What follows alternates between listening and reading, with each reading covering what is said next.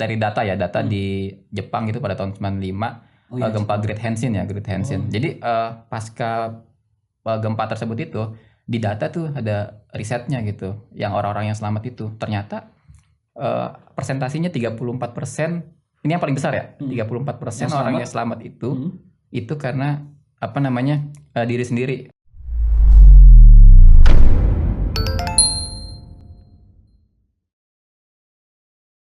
Assalamualaikum warahmatullahi wabarakatuh. Kawan-kawan, jumpa lagi dengan saya Fandi Irfan di Jejak Relawan untuk Negeri atau Jejakran. Seperti yang kawan-kawan tahu, kita akan rutin menayangkan informasi-informasi tentang dunia kerelawanan. Dan kali ini kita kedatangan tamu spesial yang nanti akan berbagi informasi kepada kawan-kawan semua terkait dengan dunia kerelawanan. Bang Eri. Siap Bang Eri. Mas Fani siap. Makin ganteng aja nih Bang Alhamdulillah. Eri.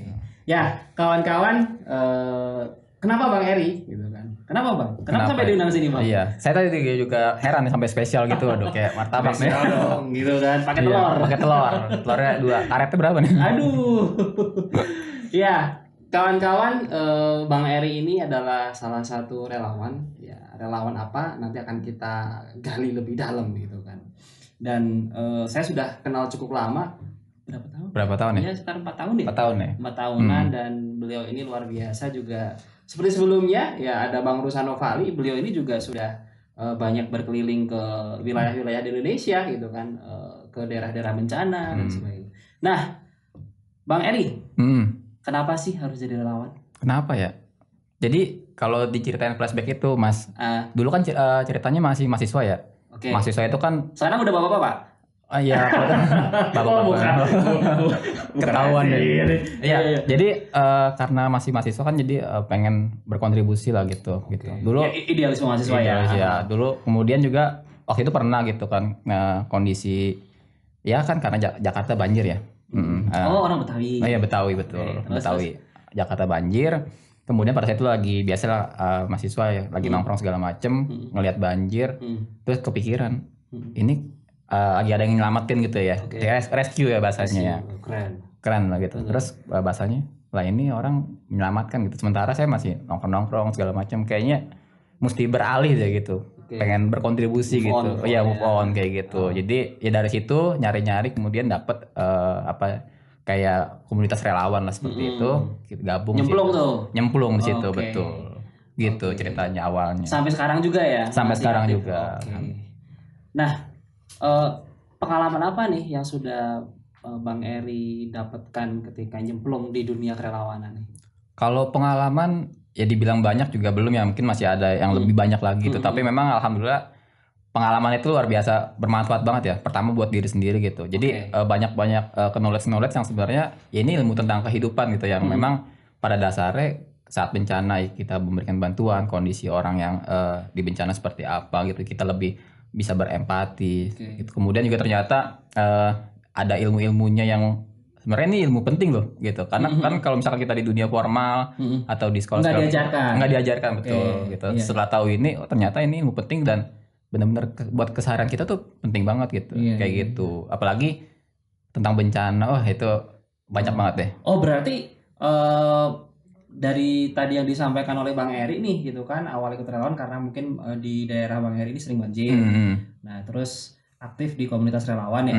Terus juga tertarik dengan relawan karena kan relawan banyak tuh. Iya betul. Terus karena berangkat dari yang bencana itu terus aktif di relawan khususnya yang bertugas di wilayah bencana mungkin ya? Iya betul. Jadi pada saat itu kebetulan di relawan itu ya di komunitas itu ada program untuk mitigasi bencana. Nah, pada saat itu kan kita juga nggak tahu nih mitigasi apa nih. Kita cari-cari tahu segala macam. Kebetulan juga akhirnya ikut tuh kontribusi di situ dan kita pelatihan dilatih. Oh ternyata ada mitigasi gempa, ada mitigasi banjir dan lain kebakaran seperti itu. Jadilah salah satu fasilitator Mas Ani. Ya salah satu fasilitator. Oh berarti sebelumnya belum langsung terjun ya? Belum. Ikut apa tadi mitigasi ya? Mitigasi itu pencegahan ya? Iya betul. Pengurangan risiko bencana ya. Itu kawan-kawan. Jadi mitigasi itu pengurangan risiko ya. Oh, jadi setelah itu ikut pelatihan-pelatihan ya. Jadi Iya. memang sudah jadi nggak asal nyemplung ya. Jadi Iya, udah ikut betul. pelatihan-pelatihan ya. Iya, iya, iya. Iya. Karena emang ini ya, yang menarik sih Indonesia ini kan masuk di apa namanya Ring of Fire ya, cincin api. Jadi mohon maaf nih, kayaknya itu udah jadi langganan tuh. Iya, Kita kan betul. mohon maaf gempa gitu kan, terus banyak gunung api yang aktif akhirnya sering meletus nih Iya, gitu. iya. Jadi memang sangat penting nih gitu kan. Seperti yang disampaikan Bang Ari tadi gitu kan, bahwasanya semua orang tuh sebenarnya harusnya tahu nih Oh, iya, ilmu betul. ini gitu kan. Iya. Itu membuat juga akhirnya Bang Eri nyemplung di dunia keuangan khususnya di mitigasi bencana gitu. Nah, Bang Eri nih dengan kondisi yang ada di khususnya di Indonesia sekarang nih, Iya. yang dengan ya contohnya ya mohon maaf ya, dulu ada di mana di Pasigala tuh, di Palu Sigi Oh, iya. Donggala, terus di Lombok, terus kemarin di Turki ya kalau yang Iya. Yang belum lama ini. iya yang merinding juga itu turut berduka juga nih gitu kan untuk di Turki. Nah, sebenarnya seberapa penting sih mitigasi bencana nih gitu kan? Mungkin orang belum begitu aware nih gitu kan. Jadi makanya mohon maaf ketika ada bencana terjadi itu sering timbul banyak korban gitu. Nah, menurut Bang Eri nih yang sudah ikut pelatihan atau bahkan sering terjun di daerah bencana, seberapa penting sih mitigasi bencana itu? Oke. Ya kalau dibilang penting banget ya, maksudnya dalam arti skalanya juga ya luar biasa, sebenarnya tinggi gitu skala pentingnya gitu. Nah, oh ya kalau di prioritas ya? Iya, prioritas gitu. Karena yang tadi Mas Fani bilang tuh, kita kan Ring of Fire segala macam, banyak bencana gitu, apalagi gempa. Kalau kita lihat aplikasi BMKG itu gempa itu hampir setiap hari ya. Iya, notifnya banyak. Iya, notifnya aduh, itu notifikasinya banyak banget gitu. Nah, ini tuh penting tuh, teman-teman. Iya. Mohon maaf ya. Iya. Gitu kan. Jadi kita install aplikasi BMKG penting. Betul. Sebenarnya ada lagi selain BMKG, itu Inaris, itu dari BNPB. Oh, jadi saya itu baru tahu. Itu Inaris itu kita bisa ngelihat potensi wilayah bencana di wilayah kita. Misalkan kita lagi di hari ini nih di sini nih.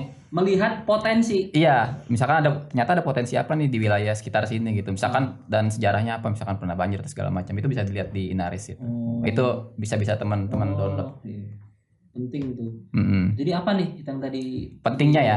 Oke, pentingnya misalkan seperti ini Mas, apa? Dulu ya, ini kita dari data di Jepang gitu pada tahun 95 gempa Great Henshin ya, Great Henshin. Jadi pasca gempa tersebut itu di data tuh ada risetnya gitu, yang orang-orang yang selamat itu ternyata persentasinya 34%.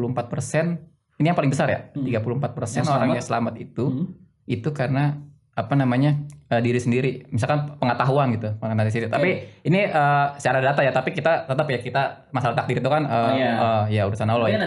Ada upayanya gitu ya. Jadi memang berdasarkan risetnya itu karena memang kesiapsiagaan diri sendiri. 34% Mas, itu paling tinggi itu. Oh gitu ya. Sisanya karena yang rescue, karena faktor tetangga menyelamatkan segala macam. Oke. Jadi faktor tertingginya 30% adalah memang karena secara knowledge iya. dia paham nih. Paham, betul. Ketika ada bencana datang dia harus ngapain. Iya, betul. Nah, dari angka itu kan sebenarnya kita juga bisa belajar ya. Kita bisa belajar bahwa artinya kita juga berpikirnya bukan hanya nanti ada tim rescue yang nyelamatin kok. Udahlah. Oh, gitu pasrah. Iya, pasrah. Nunggu tim rescue. Nunggu aja gitu. Kan kalau misalkan kita lihat ya, misalnya ya ini belajar dari Jepang ya. Waktu itu pernah juga ngadain pelatihan webinar gitu sama Jepang gitu, ada orang Jepang. Jadi dia mengatakan bahwa kalau di Jepang itu setiap bencana itu ada knowledge learningnya, ada learningnya gitu, learning yang bisa dipelajari kemudian akan dirubah, dievaluasi gitu. Contohnya misalkan banjir nih, nah itu kira-kira ilmu apa itu yang diambil, misalkan ini kenapa nih bisa banjir, jadi untuk kedepannya itu akan lebih diperbaiki lagi supaya mengurangi resiko bencananya gitu. Nah sementara ilmu tuh. Iya. Saya baru tahu. Kalau kita biasanya bencana ya pasrah. Iya. Setelah itu berulang lagi, pasrah lagi gitu kan. Iya. Ternyata ada ilmu yang bisa diambil berulang dan sehingga bisa menjadi pengurangan resiko. Pengurangan resiko lebih kecil gitu, lebih. Iya, semakin kecil. Iya, betul. Kayak misalkan contoh terjadi tsunami. Oh ya udah, akhirnya bikin big wall kan yang besar. Artinya kan mengurangi, untuk besoknya kan mengurangi gitu. Iya, Jepang itu kan negeri sering tsunami. Betul, gempa. Oh iya. Gitu. Waktu itu juga pernah ikut pelatihan juga, seminar. Pada saat itu ada dari ketua BMKG. Jadi mengatakan bahwa BMKG di kita itu ketinggalan 20 tahun dari BMKG Jepang gitu. lompatannya iya kita ketinggalan tuh. Itu berdasarkan ininya apa namanya kayak apa sih? Saya juga kurang berapa itu? 20 tahun. Siapa tahu sekarang udah tersusul. Oh iya, itu waktu itu sih tahun 2019 atau saya lupa itu udah tahu. Baru aja ya. Iya. Oke. Jadi misalkan kayak apa sih early warning sistemnya tuh di Jepang kan udah banyak banget tuh. Kayak ada tsunami segala macam udah. Kayak alarm gitu ya. Iya, alarmnya. Tapi di Indonesia sih sekarang alhamdulillah udah lebih bagus juga kayak. Iya sih, lihat memang sudah ada kemajuan sih. Iya. Betul. Oke, jadi emang ya penting sih gitu kan, apalagi tadi ketika Bang Eri menyampaikan bahwasanya sebenarnya bencana itu bisa dipelajari gitu. Jadi kita mengambil pelajaran dari bencana, sehingga ketika ada bencana lagi resikonya berkurang. Betul. Karena kita sudah paham ilmunya. Daging. Iya. Nah, ada lagi gini Mas. Gimana? Ya ini biasanya obrolan para trainer gitu dan penggiat bencana gitu. Jika di Indonesia itu kan ada yang bilang kan supermarket bencana ya. Oh, supermarket. Jadi semuanya ada gitu ya, karena ini itemnya banyak. Gitu. Terus luar biasa kan. Tapi ada juga yang diganti kan. Ada juga yang diganti jangan supermarket tapi laboratorium gitu, karena laboratorium itu kita bisa pelajarin gitu. Pemilihan kata sangat jadi betul. Laboratorium kita bisa pelajari. Jangan sampai bencana di Indonesia tapi yang belajar orang luar gitu. Iya, misalkan kenapa bencana segala macam, tapi kitanya juga ya sama aja, nggak berubah. Jadi korban mulu ya jadinya kalau nggak belajar ya. Iya gitu. Nah tapi kan balik lagi ya, kalau ini kan juga mitigasi ini kan juga banyak banyak kendalanya. Tapi tetap kita juga ke arah lebih baik gitu. Nah, cuman yang bisa kita lakukan sebagai relawan itu lebih ke ini Mas, kan tadi kan dari diri sendiri ya. Artinya kita mindsetnya itu ya udah subjeknya kita gitu. Kita nggak mengandalkan, bukan nggak mengandalkan ya, dalam arti ya udah kita bisa tetap bergerak tapi tanpa menunggu gitu. Tanpa menunggu. Contoh simpelnya apa sih Mas, kalau misalkan di daerah Mas Fani terjadi bencana? Kalau di saya seringnya longsor ya. Karena di pegunungan. Oke. Nah, biasanya warganya nungguin tim rescue atau bisa berbuat sesuatu? Kalau biasanya sih nungguin ya. Banyak nungguinnya. Iya. Itu penyakit kita Mas. Ya kan cara berpikirnya gini. Ya kenapa kita nggak pelajarin sih? Apalagi kan misalkan hal-hal yang sifatnya ya kita bisa inilah, contoh kayak di kelurahan sering banjir. Kenapa? Nah sekarang udah mulai banyak tuh ya. Jadi tiap-tiap kelurahan itu ya bisa punya manajemen bencananya sendiri gitu. Misalkan dibekali perahu karet, dilatih bisa dapur umum segala macam. Nah sekarang juga jadi ketika bencana kita nggak nungguin tim rescue, tapi dari kelurahannya sendiri tuh udah bisa. Penting banget itu emang. Iya kan? Jadi nggak cuma nungguin doang ya, masing-masing punya peran ya. Kalau emang disadarkan ya. Iya juga sih. Oke. Terus. Iya, coba kalau kelurahan kan kita banyak kan, kalau misalkan unsur-unsurnya kan ada Pol PP-nya, ada segala macem. Tapi coba kalau kita kasih konten-konten bencana, itu kan sebenarnya luar biasa. Walaupun sekarang udah mulai masuk ya, udah mulai bagus lah sistemnya gitu. Itu keren banget. Tapi mungkin baru di kota-kota yang besar kali ya. Iya, belum semuanya sih. Gitu Mas. Yang kemudian di sekolah. Sekolah. Nih, penting banget nih. Kenapa sih? Penting karena kan sekolah itu kan anak-anak ya. Itu kan masuk kategori rentan gitu. Iya, karena emang secara umur ya mungkin. Betul. Ya. Secara umur ya. Waktu itu saya pernah edukasi di salah satu sekolah gitu. Kebetulan tuh baru ada gempa. Waktu itu gempanya tuh Januari. Udah berapa tahun yang lalu sih. Jadi anak-anaknya nangis, gurunya panik bingung. Terjadi gempa gitu. Itu anaknya nangis, guru yang harusnya menenangkan panik juga. Iya betul. Iya juga sih. Gimana coba? Belum kita sebagai orang tua di rumah. Kalau gurunya, ya kan kita juga bingung sebagai orang tua. Sekolahnya ternyata ini nggak bisa mengendalikan kurang paham tentang hal kayak gitu. Karena mungkin belum tahu ilmunya. Padahal kalau misalkan tahu ilmunya, sistemnya udah bagus, itu kan sebenarnya kalau misalkan sekolah swasta itu kan bisa menaikkan rating sekolahnya dia gitu. Misalkan ini sekolah swasta, sekolah siaga bencana. Iya, sekolah siaga bencana. Wah, itu kan orang tua, nih anak gue sekolah di sini, insya Allah udah ada sistemnya nih buat Tapi bencana. memang ini ya, maksudnya sebenarnya itu pun kalaupun tidak harus tadi sekolah psikologi mungkin bisa diinsertkan misalnya kayak di pramuka tuh. Itu bisa juga sebenarnya ya. Bisa juga. Gitu. Cuma kalau SD emang SD gimana ya kalau SD ya? Kan udah pernah ngisi di SD? Udah pernah. Oh gitu. Sebenarnya kan untuk membangun sistemnya maksudnya gitu loh. Sebenarnya kan itu kan pertama dari sistemnya dulu ya, misalkan manajemen sekolahnya dulu dibuat. Itu kan simpelnya itu jalur evakuasi. Nah, jalur evakuasi. Jadi turun lewat tangga yang mana. Nanti ketika ada misalkan contoh kita ambil gempa ya, misalkan ada gempa harus ngapain gitu kan. Itu kan langkah-langkah tindakannya tuh saat terjadinya gitu. Nah, itu kan penting banget kalau misalkan walaupun anak SD nih, tapi kalau gurunya tahu kan anak SD kan ngikutin. Oh iya. Ya, karena kan dia kan merasa terlindungi tuh. Betul. Ketika tapi kalau gurunya panik, iya. repot. Iya itu yang. Nah sebenarnya beberapa kali kan pernah juga kan simulasi. Ya bener anak SD tuh ngerti gitu. Misalkan kita ajarin dulu, abis itu langsung tuh simulasi kita pencet ada alarmnya. Wah ini terjadi gempa. Anak-anak tahu tuh melakukan apa gitu. Jadi dia berlindung dulu di bawah meja sampai gempanya reda, nanti ada pengumuman sekolah, baru dia evakuasi ke lapangan terbuka. Kayak gitu kan sebenarnya banyak hal gitu. Iya. Penting banget emang sebenarnya mitigasi bencana ya. Oke. Iya.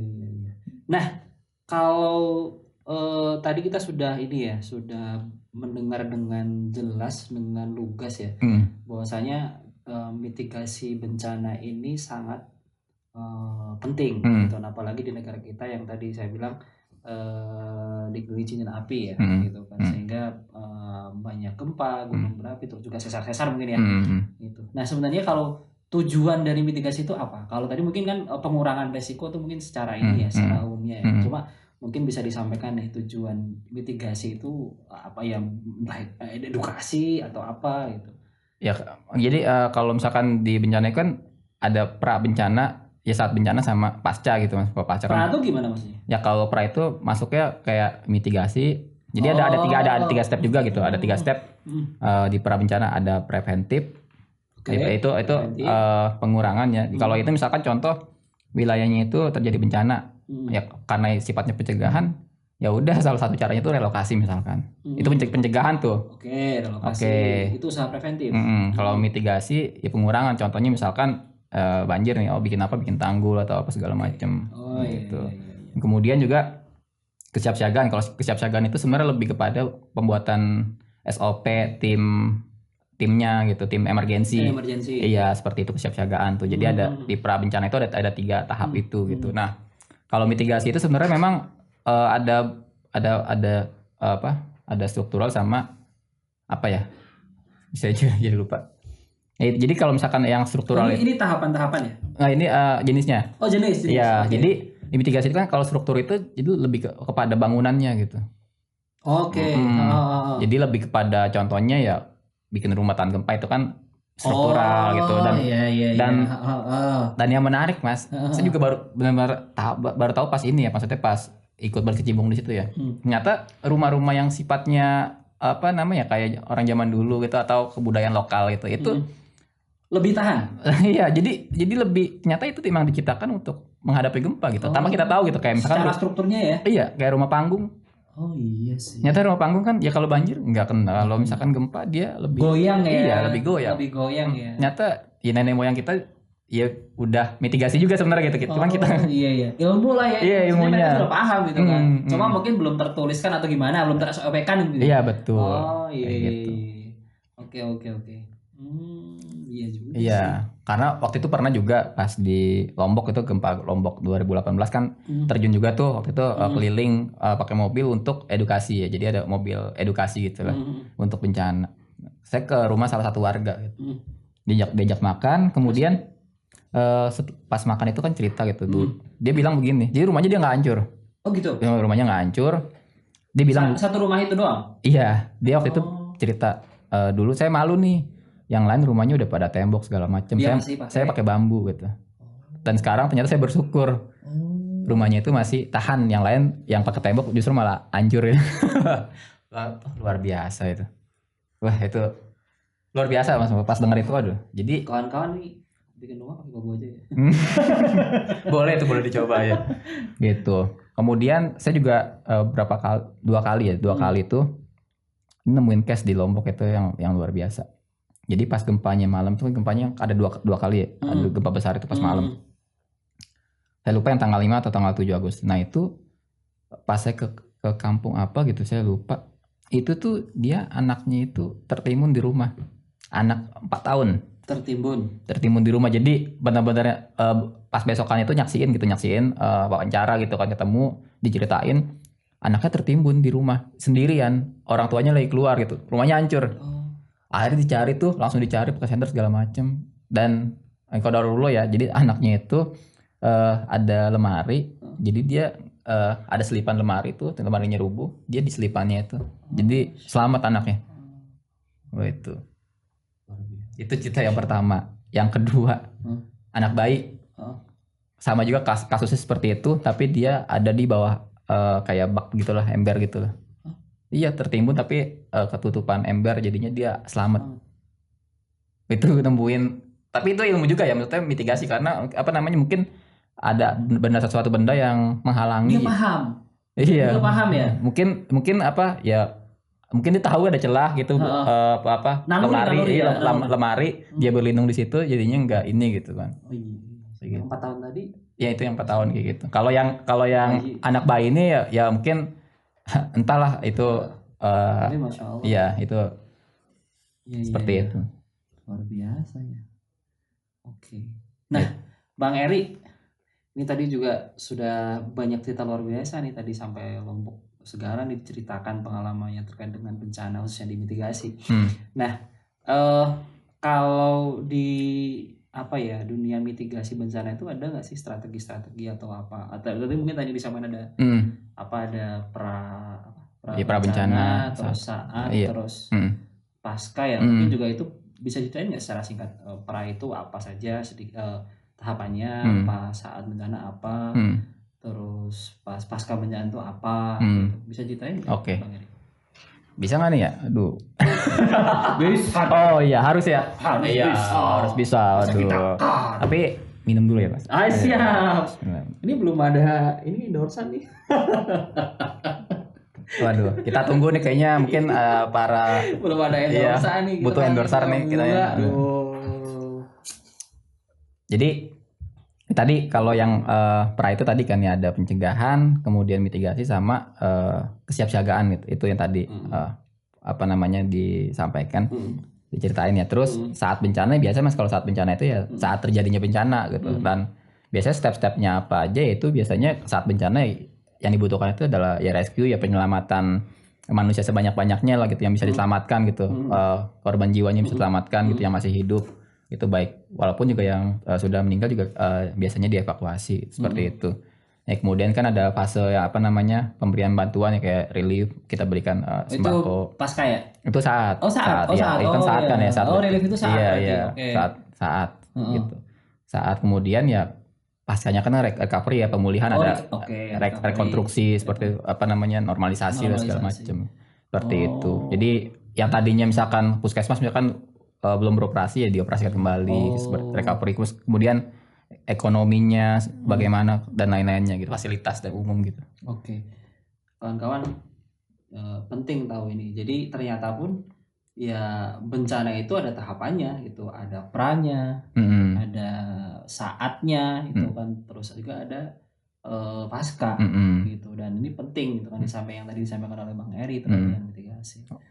Tambahan ya Mas. Apa tuh? Tapi biasanya kan kalau saat bencana itu, kalau misalkan ada yang nanya, waktunya berapa lama sih gitu. Nah biasanya kan ini rentang waktu. Iya, rentang waktunya. Kalau misalkan yang saat bencana itu kan biasanya memang dari pemerintah sih ya, setempat yang mengeluarkan ya, kayak misalkan ini tanggap darurat nih dari tanggal sekian sampai tanggal sekian. Tapi memang normalnya biasanya ya, yang umumnya itu biasanya 2 pekan. Setelah itu masa tanggap darurat biasanya, tapi itu tergantung kondisi juga situasional dari. Bisa diperpanjang. Kalau dipercepat kayaknya enggak ya? Enggak. Mau buru-buru aja. Bedanya udah berapa di wilayah bencana udah sampai berapa bulan Bang Eri terlama? Paling lama sih 1,5 bulan sih. Oh, iya. 1,5 bulan. Lama itu. Iya. Mandi nggak? Mandi nggak? Oh mandi dong. Oh mandi, bisa mandi ya? Tapi apa namanya perlu ditanya itu frekuensinya berapa kali gitu. Seminggu sekali. Iya.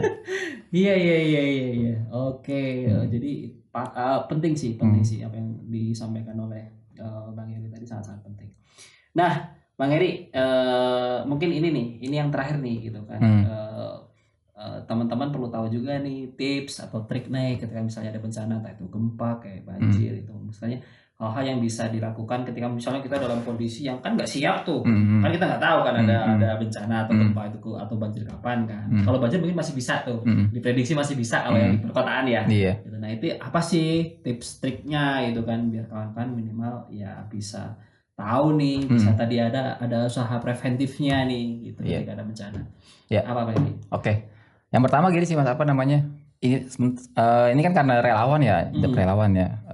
Mau nyampain juga bahwa ya ini sebenarnya ilmu penting juga buat relawan nih, terkait mitigasi gitu. Jadi buat teman-teman relawan biar nanti juga fokusnya nggak hanya sifatnya kasih bantuan dan lain-lain gitu, tapi minimal kan ketika ngasih bantuan itu kan di lokasi bencana nih. Nah kan ini lokasi bencana kan yang apa namanya rawan juga nih. Artinya harus punya dong ilmu mitigasinya. Iya jadi, kan? Ya biasanya ketika ada bencana tuh, pengen ngasih bantuan. Padahal sebenarnya itu lokasi masih rawan gitu kan? Iya. Oke. Gitu. Yang kedua masalah safety juga nih penting nih. Ya ini kan sebenarnya masuk tips juga nih. Masalah safety juga penting relawan. Contoh misalkan ini relawan tapi bukan berarti juga kita juga punya harus ada SOP-nya gitu. Contoh misalkan masalah jam kerja gitu, jangan berarti kita kita relawan kita harus ngebantu siap kapanpun. Nah itu juga bunuh diri juga. Iya sih. Iya. Contoh kemarin saya bahas sama Bang Rusang tuh, gitu kan bahasanya tetap relawan ya tetap manusia juga. Iya gitu betul. Kan butuh istirahat juga. Jangan sampai yang tadinya niatnya nolong malah jadi yang ditolong. Nah iya betul. Nah itu betul. Bener banget itu karena bencana. apalagi sampai apa namanya kehilangan nyawa gitu. Itu kan kalau juga pernah gitu. Jadi jangan diporsir juga. Jadi benar-benar ada SOP-nya. Misalkan sehari berapa jam nanti gantian segala macam kayak gitu. Jadi tetap relawan tapi juga kita juga manusia juga kita juga butuh istirahat seperti itu. Dan makanan juga terjaga. Jangan berpikir itu heroik gitu. Misalkan udah makanan yang enak-enak buat pengungsi aja. Kita mah Indomie cukup. Waduh nyebut merek nih. Nanti kita sensor ya. Tolong disensor. Tolong. Iya. Bal, nanti ini Bal. Iya. Ditit gitu kan. Jadi atau suara klakson kayak gitu. Ya jadi jangan makannya mie instan. Wah itu nggak bagus juga buat kesehatan kita gitu. Jadi terus juga itu banyak hal gitu dari sisi vitamin juga mesti diperhatikan juga. Itu kan buat relawan. Betul buat relawan. Enggak kalau buat kita yang kagak tahu maksudnya. Iya. Nggak nih tadi pakai nian dulu, pembuka dulu. Karena biar dapat juga nih teman-teman di rumah nih relawan juga biar tahu gitu. Jadi biar tetap berpikirnya nggak cuma buat orang lain tapi buat mereka juga perlu gitu, kayak gitu. Itu sih. Kemudian juga masalah safety, helm dan lain-lain itu juga penting apalagi di wilayah bencana ya. Jangan sampai karena ini penting juga Mas mau disampaikan juga. Jadi nanti contoh misalkan ini kan sekarang kan lagi zamannya media ya. Maksudnya media itu kan berita tercepat gitu kan, senang segala macam kalau ngasih berita paling valid duluan gitu, apalagi berita bencana gitu kan, masalah hoax juga. Ini sering kali ya Mas, saya pernah perhatikan gitu, salah satu relawan, semoga ini jadi pembelajaran juga ya. Jadi tuh kalau nggak salah itu bencananya tuh kalau nggak salah tsunami Selat Sunda. Iya tsunami Selat Sunda. Yang itu, mohon maaf ada grup band itu. Iya betul. Iya. Jadi itu kan tsunami ya. Dalam arti jangan masuk area situ dulu ya. Nah karena mau ngejar konten ya, jadi langsung datengin lokasi bencananya langsung live report itu. Itu enggak, tapi ini udah sebenarnya rahasia umum Indonesia itu ketika ada bencana jadi tempat wisata. Iya betul. Tapi kalau misalkan masih zona merah, aduh itu bahaya banget kan itu kan. Iya. Jadi kita ngejar konten apa ngejar kematian gitu. Jadi itu sih buat kalau yang buat relawan gitu kan. Jadi tetap teman-teman relawan jaga safety juga, keamanannya buat dirinya sendiri gitu. Jadi berpikirnya juga keselamatan dirinya sendiri gitu buat ngebantu orang. Oke. Kalau tadi tentang keselamatan ya, Ya, maksudnya kalau ya misalnya saya lagi di rumah gitu kan, tiba-tiba ya kan kita tahu ada gempa gitu kan. Apa nih yang harus kita lakukan tips-triknya nih? ya kalau selama ini sih kita edukasi ke sekolah-sekolah itu biasanya tekniknya itu drop, cover, hold on. Wah, itu praktekkan dong. Ah? Bisa nggak? Bisa dong. Bisa ya, Bang? Bisa nggak? Praktekin bisa ya? Bisa. Berdiri bisa nggak? Bisa. Coba. Nggak, kita lagi gini aja nih, lagi gini. Oh iya. Ntar Mas Iqbal teriak gempa gitu. Kita cek dulu kabelnya panjang kan. Panjang. Oke, coba Mas Iqbal mungkin dibantu teriak gempa. Saya aja. Oh iya boleh. Iqbal dia pendiam. Oh pendiam ya. Ntar kita jadi nggak panik Mas kalau gitu Mas. Oke, silakan. Gempa. Rik. Oh iya. Sembunyi di bawah meja. Iya. Kalau nggak ada meja gimana? Jadi teknik itu drop, cover, hold on ya. Jadi drop itu merunduk ya. Tadi kesut nggak, Bang? Oke. Dropnya itu merunduk, kemudian hold itu bisa cover ya, kita melindungi belakang kepala nih karena ini penting, melindungi kepala, kemudian dipegang kaki mejanya gitu. Oh, biar nggak lari mejanya. Takutnya meja kalau ada rodanya jalan. Oh, iya, bener kita juga, ngelindungin tiba-tiba di jalan. Iya, jalan itu kan aduh. Kan dia Iya. repot juga kan. Nah, itu salah satu yang biasanya kita edukasi. Apa tadi namanya? Drop, cover, hold on. Iya. Drop itu masuk. Drop itu merunduk. Oh, merunduk. Jadi kita juga beranggapan juga kalau nggak ada meja juga. Jadi tetap tekniknya dipakai drop merunduk, cover melindungi. Oh gini, iya. organ vital. Oke. Kemudian hold on. Ya kalau ada sesuatu yang bisa dipegang ya kita pegang buat melindungi kepala kita. Oh kayak gitu. Oke. Oke. Oh bisa juga ya misalnya ini ya. Kayak di dapur tuh biasanya ada apa namanya? Kitchen set apa? Iya. Yang di bawah tuh, ini bisa juga ya? Bisa nggak? Bisa juga. Oke. Tapi hati-hati pas bangun itu terjedot. Oh. Itu malah kita. Selain itu ada nggak teknik selain itu yang untuk gempa kayak itu atau banjir misalnya? Kalau banjir nih, misalnya banjir kita rumahnya satu lantai, terus kita nggak ada persiapan, tiba-tiba gede aja, gimana coba? Kalau banjir? Ya kalau banjir ya kalau tergantung banjir itu semana gitu. Kalau kita seenggaknya kalau udah masuk rumah udah pergi gitu aja ya? Iya maksudnya kan kita masih bisa, misalkan masih normal, masih bisa menyelamatkan diri, ya udah kita evakuasi aja keluar gitu. Iya. Gitu. Karena kalau banjir kan nggak langsung, biasanya nggak, kecuali banjir bandang ya, mungkin ya. Paling kalau banjir itu lebih ke preparedness-nya sebelumnya. Misalkan contoh ya kalau kita ada rezeki lebih di daerah rawan, kita punya rezeki berlebih, kita beli perahu atau pelampung ya minimal ya. Tapi kalau betul. Tapi kalau rezeki lebih ya dengan pindah rumah sih Mas. Iya bener juga sih. Iya. Kalau lebih banyak ya pindah rumah gitu. Iya, solutif itu. Iya, itu udah tahu daerah banjir kan ya? Iya, ngapain kita nggak pernah belajar dari sejarah gitu kan, mending pindah aja. Itu punya duit. Itu masuknya preventif kan. Iya juga sih. Pencegahan. Tapi kalau mitigasinya ya kita bisa ya kita tadi kan siapin perahu karet atau apa gitu. Iya. Atau kita juga bisa tuh Mas kalau di keluarga bikin kesiapsiagaan di rumah tangga, misalkan contoh gini, Mas Fani anaknya berapa? Oh, gitu dong. Perlu ya. Nggak apa-apa Mas. Anak saya. Oke. Berapa? 4. Yang paling besar sekolah kelas SD kelas 3. SD kelas 3. Ya. Contoh misalkan, ya semoga nggak terjadi. Misalnya ada gempa nih.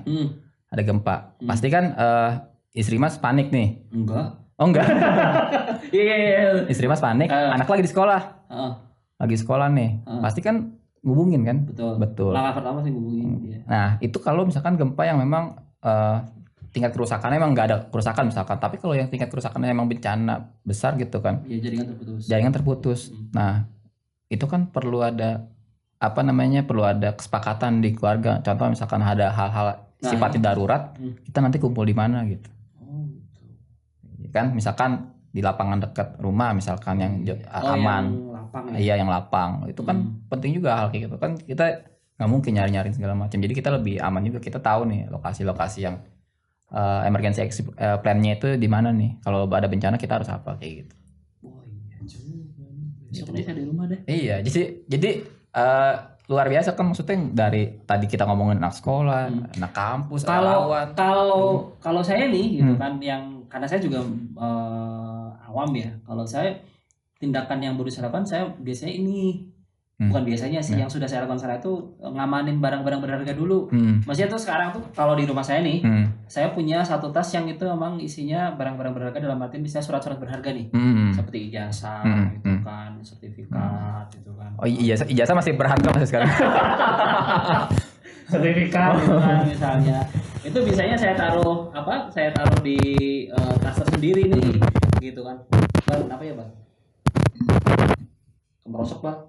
Udah tadi kesenggol. Oh iya, saking semangatnya. Iya. Oh iya. Jadi gitu. Terus yang kedua, karena pernah nih, saya ini kan di kampung ya, dan hampir tidak pernah banjir. Suatu saat tuh saya ingat tahun 2015 atau 16 gitu. Itu tiba-tiba tuh karena saya tuh dekat sungai, bendungan rumah itu kan, tiba-tiba banjir. Sama kan karena banjirnya ini ya, apa namanya, nggak langsung ini ya. Nah itu terus dari situ sih awalnya gitu kan, terus sempat hampir masuk rumah. Cuma di tetangga-tetangga tuh, karena saya di perumahan udah masuk, karena kebetulan rumah saya agak tinggi tuh, itu baru masuk garasi doang. Nah itu saya udah sama itu tuh udah kebetulan sudah ada lantai 2 tuh, jadi anak-anak saya naikin gitu kan. Saya udah kebetulan punya ini, karena saya suka apa ya, berkegiatan di alam sih. Oh gitu. iya. Saya punya kayak nesting dan macam-macam tuh, saya naikin semua tuh, air minum gitu. Jadi menurut saya ini penting gitu loh. Walaupun saya sebenarnya belum belajar kayak Bang Eri tuh gitu kan. Cuma yang pertama saya lakukan tuh ya surat-surat berharga itu saya taruh di satu tas biasanya. Yang itu misalnya ya janganlah gitu. Kalau ada apa-apa langsung dibawa gitu kan. Terus juga mungkin bahan apa ya, bukan bahan apa sih, pakaian atau pakaian itu kan saya sediain juga di apa yang tersendiri yang tinggal bisa di ini gitu kan. Juga mungkin uang cash juga itu juga sangat penting. Walaupun sebenarnya kalau bencana juga mungkin agak susah juga itu kan. Tapi kan makanan darurat itu kayak apa sih, saya tuh pernah dikasih yang makanan itu yang TNI itu. Oh iya. Itu pernah. Ya lumayan sih. Cuma untuk darurat kan bagus gitu kan. Ya hal-hal itu sih gitu kan yang coba saya lakukan. Nah ternyata maksudnya ada ilmunya gitu kan, ada ilmunya sebenarnya untuk kayak kalau kita naik gunung tuh biasanya ada packing urutan apa itu juga di bencana juga ada kayak gitu kan ya. Iya, itu memang pertama saya juga kemarin bikin produk itu Mas, sama teman-teman gitu. Udah produk Bang, tapi enggak Bang? Jadi produknya nama itu Tas Siaga Bencana itu. Tas Siaga. Iya, Oh iya. Tas Siaga Bencana. Nah, sebenarnya yang Mas Fani lakukan ya itu secara fungsional udah sesuai gitu dengan apa sesuai lah kebutuhannya gitu. Nah, ini memang sifatnya juga nggak ada yang baku ya, karena kan sifatnya kita fleksibel aja ya. Jadi isinya itu apa aja sih kebutuhannya ya. Tadi sebenarnya udah sesuai juga. Oh, termasuk ini P3K. Iya betul, P3K. Apa namanya? Starter kit apa namanya? Iya benar P3K. P3K ya. First aid kit ya. Nah, iya jadi first aid kit. Itu ya udah sesuai gitu. Paling kan kalau zaman sekarang juga kita juga yang saya lakukan juga itu saya udah mulai digitalisasi surat-surat itu. Oh iya, di scan gitu ya. Di scan, taruh di flash disk, taruh di tas itu, jadi tetap atau taruh di email segala macam itu. Iya. Terpaksa. Iya, kalau misalkan segala macam. Masih katrol ya. Enggak, tapi itu udah benar. Saya juga begitu lakukan, cuman ada antisipasi yang berikutnya lagi gitu. Saya udah sih beberapa sih, cuma belum semuanya. Iya. Gitu. Jadi itu tips juga sih sebenarnya, dan apa namanya itu Tas Siaga Bencana itu tadi sesuai sih sebenarnya, isinya udah benar. Yang penting kita ada kebutuhan snack, ada buat makan, kemudian juga selimut. Iya sih penting ya. Yang penting itu juga senter gitu. Biasanya kan kalau bencana kan mati listrik. Senter yang nggak usah dicas, yang manual mungkin ya yang batu baterai. Yang batu baterai. Kalaupun listrik nggak ada tuh dia bisa diisi ulang. Iya betul. Apalagi sekarang juga udah ada yang pakai tenaga panel. Iya betul. Itu sekarang udah canggih lah alat-alat gitu ya. Iya sih, coba repot taruh mendung Pak. Nggak nyala-nyala ntar. Itu juga Tas Siaga Bencana. Kemudian apalagi kayak zaman sekarang, karena kan kemarin pandemi segala macam, perlu juga masker, sarung tangan juga gitu. Itu kemudian peluit juga Mas, peluit. Oh iya. Iya, buat kalau kita buat panggil butuh bantuan segala macam. Itulah sesuai sih, udah sesuai. Itu udah keren banget itu kalau ada kayak gitu. Iya. Iya sih, iya emang gitu sih. Iya. Ya, jadi apa ya? Saya tuh mencoba karena itu tadi senang berkegiatan di alam, senang naik gunung lah misalnya gitu kan. Jadi saya tuh termasuk orang yang well prepare.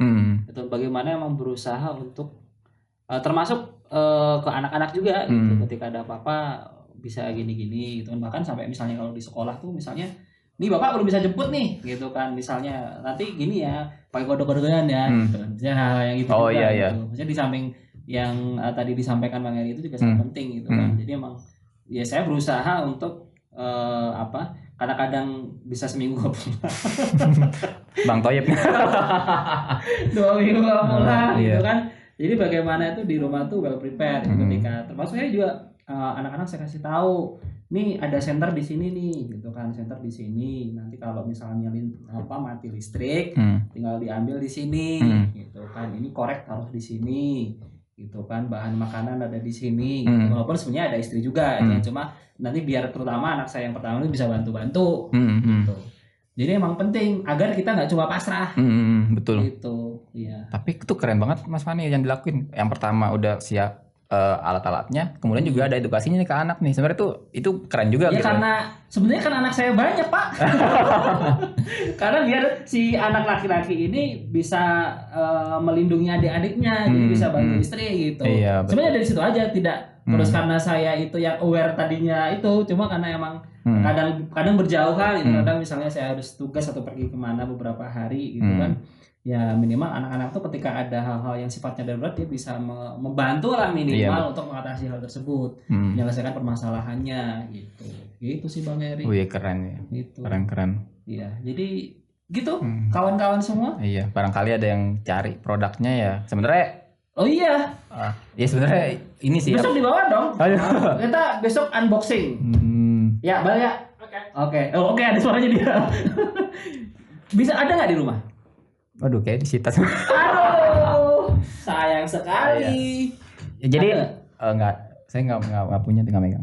Jadi untuk tasnya itu sebenarnya teman-teman bisa kayak Mas Fani mungkin bisa apa aja, tas apa aja di rumah gitu kan, atau Iya depek ya kayak depek segala macam. Kemudian untuk peralatan-peralatannya sebenarnya bisa cari di di marketplace ya gitu, kayak misalkan P3K kemudian dan lain-lainnya gitu. Kecuali kalau ijazah emang nggak cari di marketplace gitu, punya sendiri itu kan. Surat nikah Pak. Iya, surat nikah dulu. Ya itu Iya sih benar. Tapi kalau surat nikah bisa teman-teman cari di KUA gitu. Aduh. Iya sih, kalau saya sendiri emang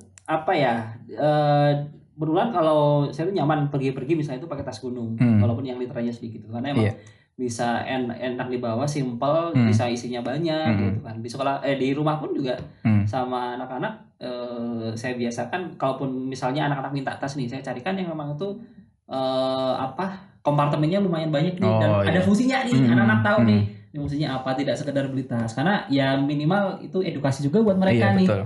Gitu, jadi bisa mereka punya tas tuh fungsinya tuh macam-macam gitu kan. Kayak saya misalnya nyari daypack buat anak tuh yang ada ini yang colokannya di depan gini gitu kan, karena ketika misalnya dia pengen lari, pengen apa kan tinggal di sini biar nggak lepas-lepas. Ini juga penting, termasuk juga busanya yang agak tebal. Itu kan buat kesehatan juga, apalagi anak-anak gitu kan. Biar ergonomis lah ya. Iya. Ini yang sebenarnya aplikatif di dunia bapak-bapak, ibu-ibu, keluarga gitu. Betul. Gitu. Di samping yang tadi bencana itu tadi juga gitu.